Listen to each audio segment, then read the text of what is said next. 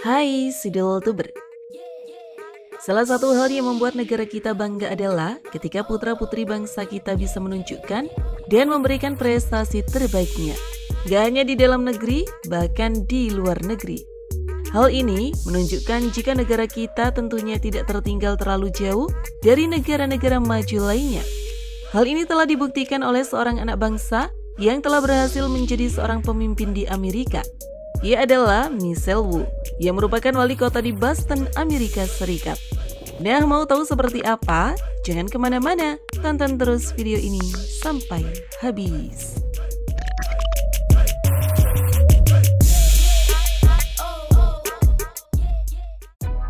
Wali kota di Boston. Ajang pemilihan wali kota di Boston, Amerika Serikat pada Selasa 2 November 2021 lalu telah menjadi sorotan. Hal ini karena wanita keturunan Asia menjadi kandidat dalam pemilihan itu. Bahkan, ia mencetak sejarah dengan kemenangan yang kuat dan diproyeksikan di 3 kota besar. Michelle Wu merupakan wanita kulit berwarna putih dan keturunan Asia pertama yang berhasil menjadi wali kota Boston. Sebelumnya, Boston memiliki tradisi untuk memilih laki-laki berkulit putih sebagai wali kota. Setelah 2 minggu memenangkan pemilihan wali kota, ia dilantik sebagai wali kota Amerika keturunan Asia pertama, hingga akhirnya ia pun mematahkan tradisi lama kota itu. Bagaimanapun, Boston dibentuk atas janji revolusioner, bahwa segala sesuatunya tidak harus seperti biasanya, atau bisa dibilang harus memiliki gagasan baru. Upacara pelantikan Wu dihadiri oleh tokoh hebat yakni Gubernur Massachusetts Charlie Baker dari Partai Republik, Senator Partai Demokrat Elizabeth Warren dan Edward Markey, serta anggota DPR Ayanna Pressley.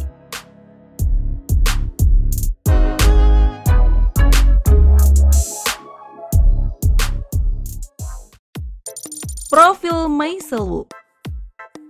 Michelle Wu merupakan anak imigran yang lahir di Chicago, Illinois, Amerika pada 14 Januari 1985.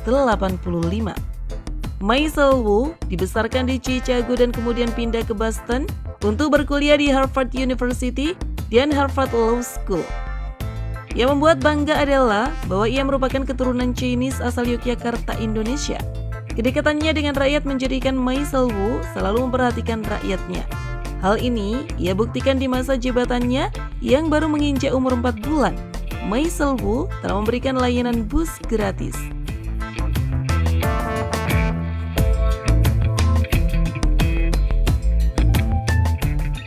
Guys, dari tadi kita ngomongin Michelle Wu, saatnya kita beralih ke pembahasan yang lainnya. Yuk, Sidul ajak jalan-jalan untuk melihat perbedaan antara Papua dan Papua Nugini. Mungkin dari kalian yang belum tahu, pasti menganggap jika Papua dan Papua Nugini itu sama. Tapi nyatanya, Papua dan Papua Nugini memang berbeda ya. Perbedaan Papua dan Papua Nugini cukup beragam. Meski kedua wilayah memiliki kesamaan rumpun, namun mulai dari sejarah hingga bahasanya ternyata berbeda. Papua dan Papua Nugini terletak di Pulau Papua dan hanya terpisahkan oleh garis pembatasan antara Indonesia dengan Papua Nugini. Papua Nugini berada di timur, sedangkan Papua lebih sering disebut sebagai Papua Barat. Lantas, apa sajakah yang membedakan antara Papua dan Papua Nugini?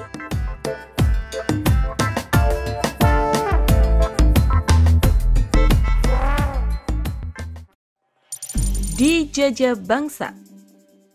Papua dan Papua Nugini dijajah oleh bangsa berbeda sehingga wilayahnya terpisah.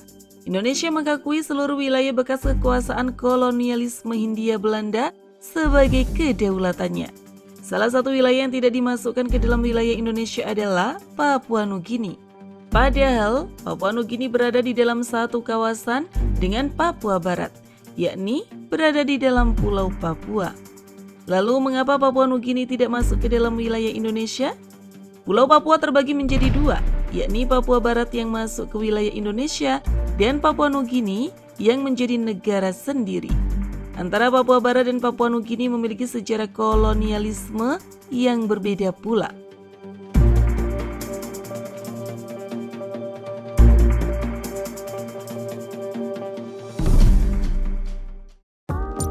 Bahasa. Papua dan Papua Nugini juga memiliki bahasa yang berbeda. Seperti halnya Indonesia, menggunakan bahasa daerah dan bahasa Indonesia nasional. Sementara masyarakat Papua Nugini menggunakan 3 bahasa untuk saling berinteraksi, yakni bahasa Tok Pisin, Hirimotu, dan bahasa Inggris.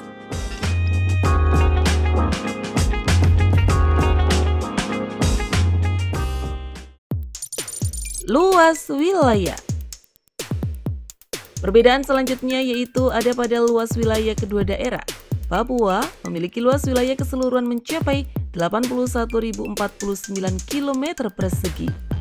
Sedangkan Pulau Papua Nugini memiliki wilayah yang jauh lebih luas yaitu 462.840 km persegi. Papua Nugini jauh lebih luas lantaran dihitung tak hanya berdasarkan dataran Pulau Papua yang diklaim sebagai wilayah negara, namun juga beberapa pulau-pulau kecil yang tersebar di bagian timur wilayah negara tersebut. Gak hanya luas wilayahnya yang berbeda, ternyata jumlah penduduk yang ada di Papua dan juga Papua Nugini juga berbeda. Berdasarkan data BPS 2021, jumlah penduduk Papua mencapai 4,35 juta jiwa.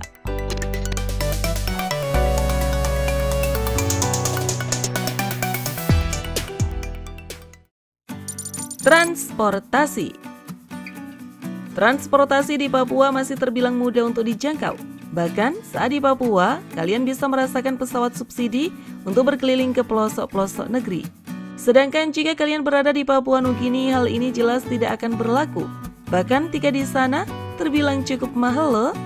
Seperti yang kita tahu, jarak antara Jayapura dan Papua Nugini hanya terpaut 46 menit saja. Namun jika kalian ingin pergi dari salah satu ibu kota ini, kalian akan merasa kesulitan karena hanya ada penerbangan di setiap minggunya saja.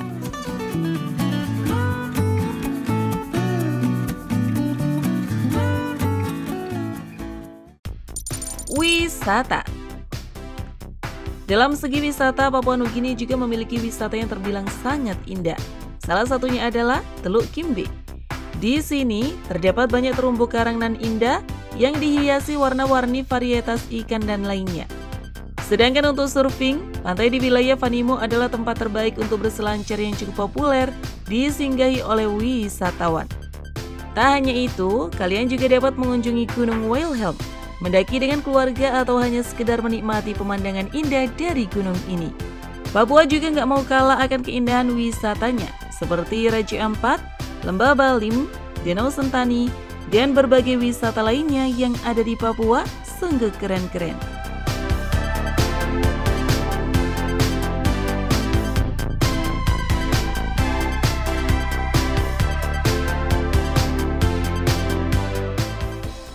Nah, gimana guys menurut kalian? Tulis pendapat kalian di kolom komentar.